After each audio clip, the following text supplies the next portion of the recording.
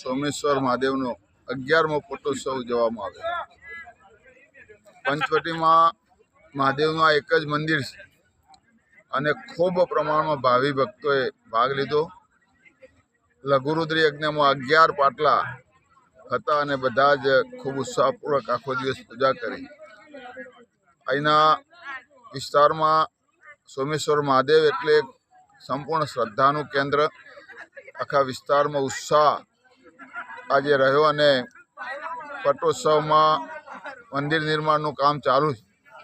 એ કામમાં પણ લોકોને ખૂબ ઉત્સાહ રહ્યો કે ભાઈ ઝડપથી મંદિર પૂરું થાય એ માટેના બધાની ચર્ચા અને એમાં શું કરવું જોઈએ એના પ્રયત્નોમાં બધા લાગી ગયા અને આવનારા એકાદ વર્ષમાં મંદિરનું કામ પૂર્ણ થશે અને ભગવાન શિવજીની કૃપાથી ખૂબ ભવ્યાતિ ભવ્ય મંદિર બનશે અને આખું પંચવટી ભક્તિના હિલોરે હીડતું હશે એવો આજના પ્રસંગથી કહી શકાય।